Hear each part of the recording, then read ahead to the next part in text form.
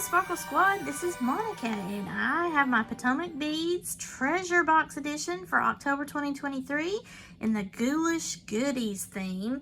I'm going to be making a birthday gift for one of my sweet friends, and I'm going to use these cute little pumpkins that I had in my bead stash along with a lot of coordinating bead ideas here from the Ghoulish Goodies Treasure Box. So stick with me and let's see what I wind up making, guys. Now, I do kind of want to play around with these little squares. They're the peridot, the aurora borealis, and the check glass square rings. I want to play around with that and maybe these sparkly bicones. This is hyacinth, but it's like, you know, it really coordinates well with that pumpkin color. I could use these rounds. I don't know. I like the sparkle better, especially with the brightness of the little pumpkins that I want to use. So that is a possibility with this. I could actually put the green up here with the green peridot squares, but I don't know. I'm on the fence. I'm not going to use the rounds, I don't think. I could also use some of the pearls. Essentially, all I'm doing is going to be layering up the squares here and have that at the top and then hang the little pumpkins on the bottom. I think that'll look really cute. I could layer, I might do that. I could layer these squares. I'm not going to use the pearls. I may use these are the check glass pressed squares in Fire Swirl. They are small, and they might just be small enough for me to be able to kind of have a layered effect there.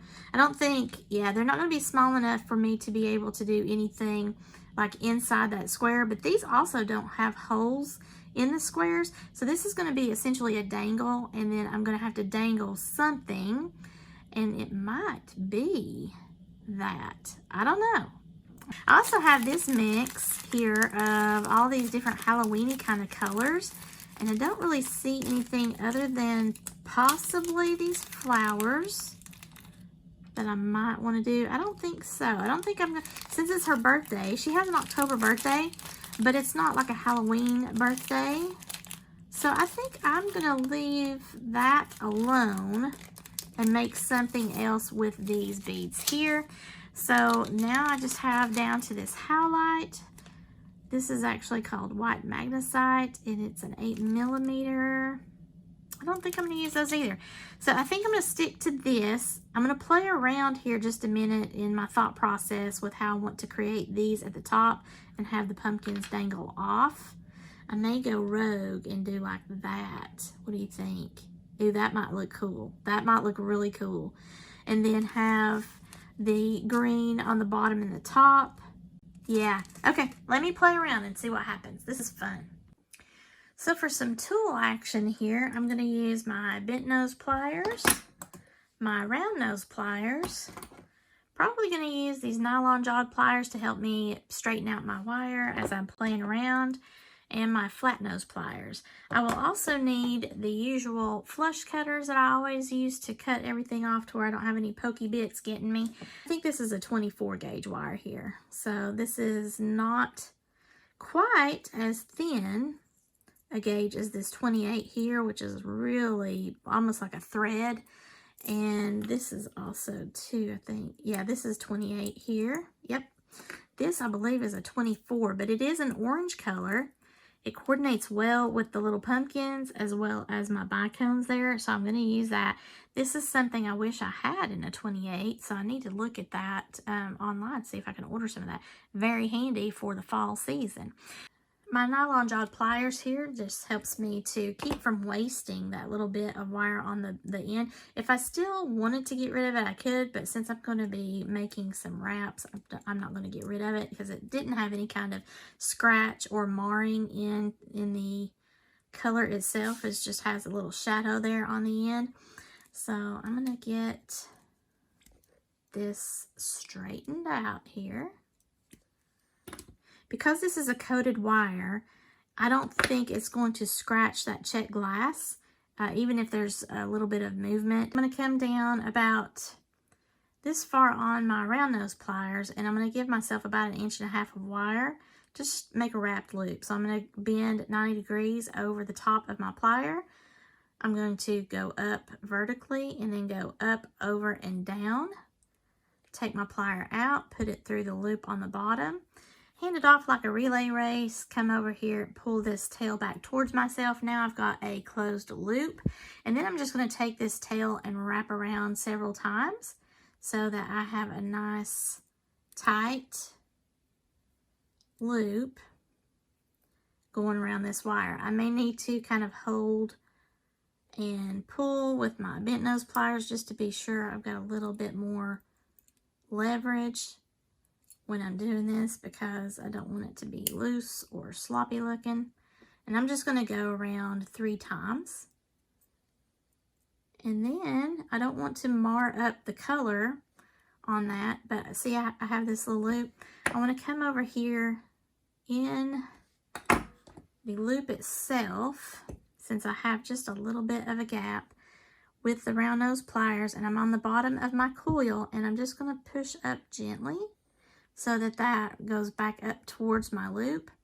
I'm going to put this back on, and I'm not squeezing, I'm just going back in so that it rounds it back out. If I have any kind of squishy problem, I don't think so. I think that's how I want it.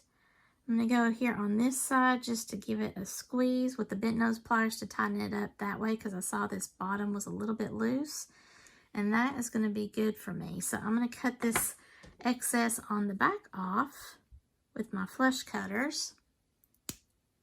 That way I don't have any pokey bit. I don't really need a very long wrapped loop.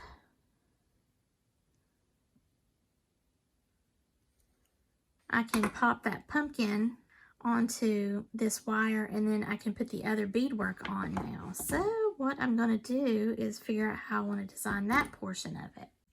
Alright guys, so I wound up using my metal file because I made my own coordinating jump rings out of the artistic wire, so it would coordinate with the actual earring itself that I was doing the wire wrap on.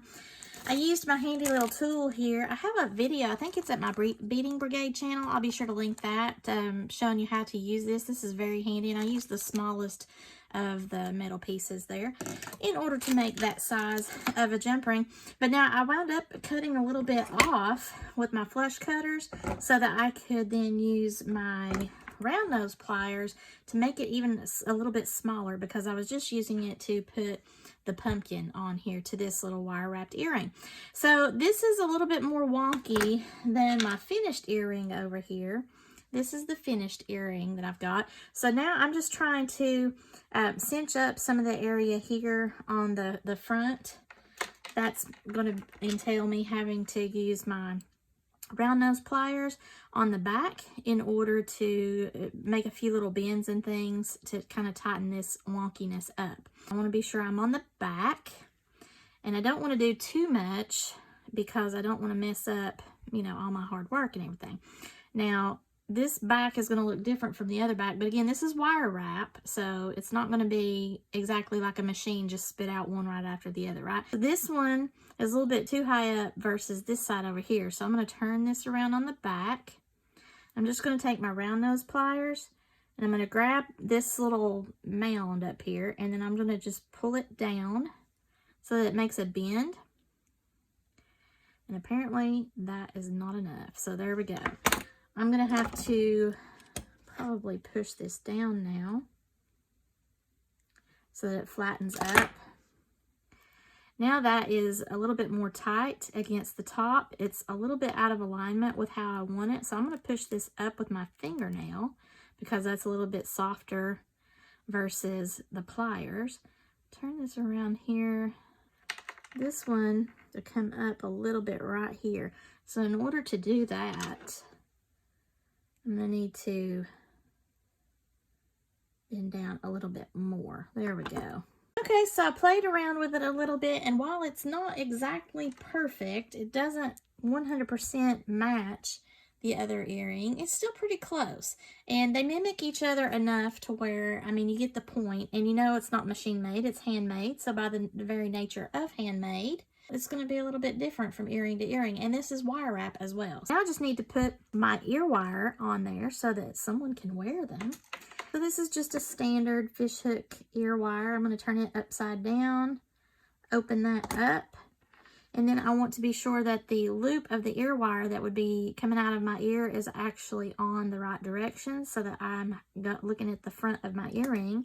And then close that back down. I'm using my bent nose plier to get in that little nook there so I don't have much of a problem. I have just a little gap right there, and I'm going to squeeze it just to be sure. I don't want to warp the little circle. So here we go with my little pumpkin earrings. Aren't those cute? This was a little bit difficult for me for some reason today. I don't know if it was my arthritis, whatever, I'm not sure, but it's an easy concept of wire wrap with this artistic wire here because it's pliable. This is a 24 gauge here. It probably would have been a little bit easier if I had the 28 gauge in that color, but I didn't. Okay, so again, I used the check glass square rings in the Aurora Borealis Peridot, the hyacinth bicones in the 4mm size, and the light peridot. And that all coordinated very well together with that orange artistic wire that I had in my stash. I created matching jump rings so that I could put my little pumpkins on there. These pumpkins were not part of the Ghoulish Goodies treasure box. I just had those in my stash, but they coordinated so beautifully with that. And then also, of course, I used my little square beads. And I'm so happy I got to use those because I thought square, but I did my squares differently. This was the check glass press square in the fire swirl. I am actually giving this to a friend for her birthday who is in October, so I hope that she likes it. I don't know. That's something that I like to tell my jewelry making students. Even if you're unsure of yourself or your abilities or even your design, like I don't usually design this way. I don't usually work with square beads, but you've got to kind of be confident. And I think that anything that is handmade is warranted and worthy and worthwhile. So just keep that in mind whenever you're you're posting these for sale or you're giving them as gifts. Someone is going to really appreciate it, especially as a gift, because you created this. This was your imagination and your technique and your skills. And even if you might not feel like you're very skilled in some sort of technique like wire wrapping, you can still create something beautiful for someone. So someone somewhere will love it. And I think these are really cute. I actually may make myself a pair as well because I just can't stand it. It just looks so cute. Here are my earrings for the Ghoulish Goodies Treasure Box, October 2023, from my friends at Potomac Beads. And if you're interested in their treasure box or their kit box edition or anything that they have in their website, of course, I will have my affiliate links below in my description. But check out their website. The subscriptions that they offer are awesome. The kit edition is if you're more into like a bead weaving theme or particular element like a bracelet or necklace or something like that. Those are entire kits.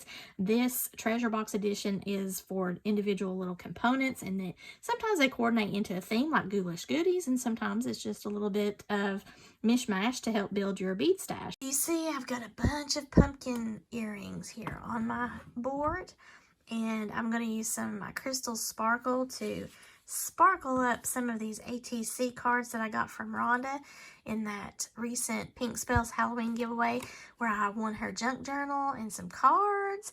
She included a bunch of ATCs and some little cutouts and stuff, and that came from Decorate Your Life's collab with Craft Creations, so that was a lot of fun. But I'm going to sparkle these up so that they can dry overnight, and then I'm going to be divvying up the sets of earrings that I have. Now this earring and this earring are actually the same set. I'm just trying to decide if I like the orange pumpkin or the sage green pumpkin with the leaves and everything here, so let me know below in the comments which do you like. So these papers are so cute. The theme, the pastel Halloween, I love it. This was the Crystal Sparkle, and this is like a scribble pop, so it's like a 3D paint. When it dries, it'll pooch up a little bit. So there's that little card with the white sparkle on there. These are the main focal. I used supplies from Potomac Beads Ghoulish Goodies box and some little pumpkins I had in my stash to create those wire wrapped earrings. What you see behind you is in my beading brigade, but I do have some Charlie Brown themed earrings that I used with components from the Potomac Beads Ghoulish Goodies as well. I thought that these lampwork beads that I just had in my stash separately looked like Charlie Brown's shirt, so I thought that was apropos for the great pumpkin theme that I had going on. The leaves and the little clear taupe beads came from Potomac beads as well. I've got another version down here at the bottom.